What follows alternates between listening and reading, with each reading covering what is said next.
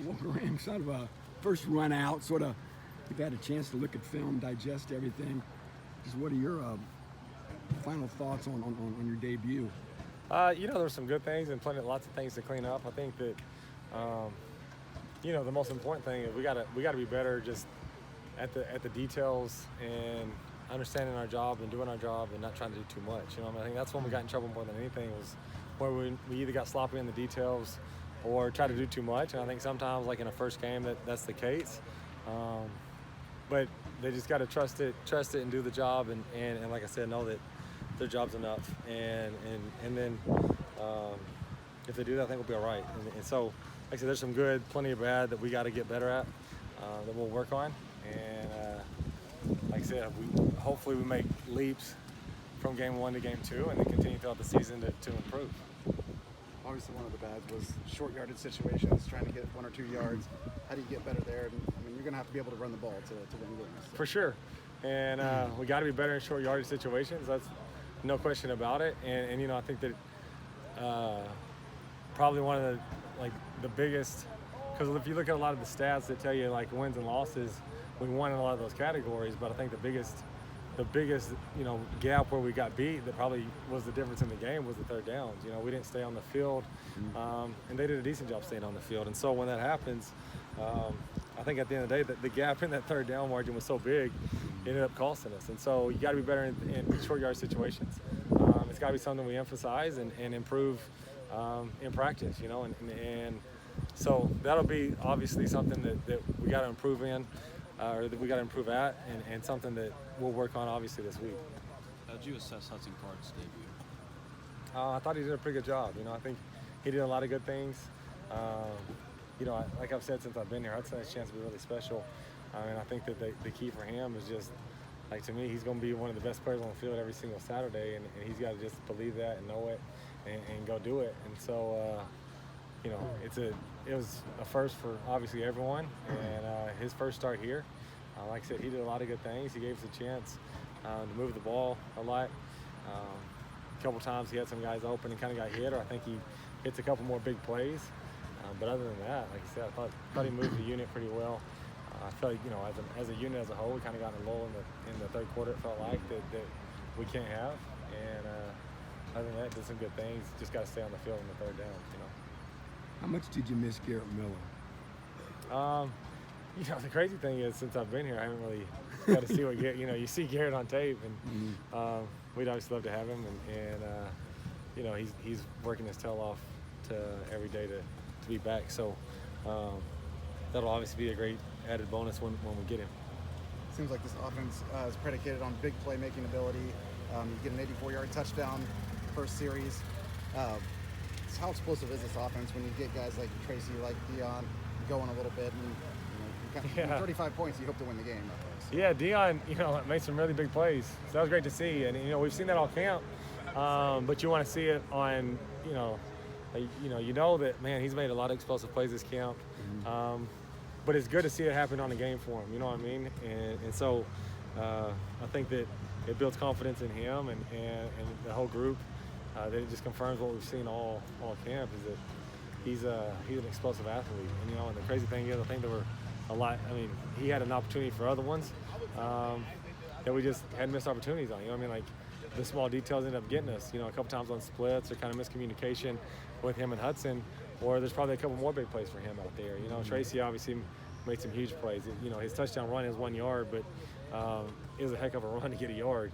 Obviously the kick return was a big-time play for us, but we got plenty of others too. Those two kind of shined the other day, but we're confident in our other guys as well that they can make plays. I think Max's first catch of his career was an explosive, on a little slip screen, and so that was good to see as well. So, explosive plays are really important in any offense. I think obviously for us, we want to be explosive. That's something that we talk about a lot, that we emphasize, and when you hit explosive plays, it makes it a heck of a lot easier. So we got to continue to do that. Just speaking about the miscommunication that happened on Saturday, how do you guys plan to kind of mend that in the future? I think a lot of it, we got to be detailed in practice. We got to be, I think walking through, being detailed in practice, being detailed in the meeting rooms. Those are all going to be important things. But I think a lot of it was also like first game and kind of like what I touched on in the beginning, because you get out there and you're too excited to play almost. You know what I mean? And that's something again we talk about a lot. We got to be the most excited team to play. But a lot of times you just kind of do some things you haven't done in the past, and because it's the first time in front of a crowd, and you got adrenaline running, you just kind of lose your train of thought sometimes. And so we gotta, like, you can't replace game experience. And so obviously getting the game under our belts was huge for us. The more experience you get, the better you get. I think in any system, but particularly in ours, I think like the more experience you can get together, especially game experience against other people, the better you'll be. And so, like I said, hopefully we have improvements from week 1 to week 2.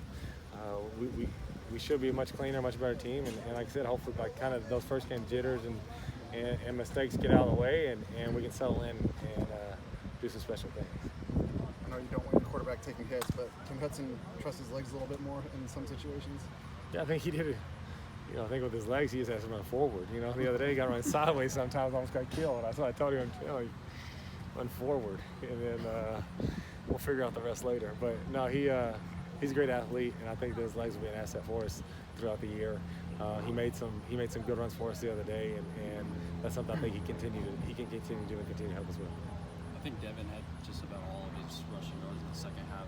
What led to him kind of getting going there? I think some of it was we settled in a little bit and opened up some creases there.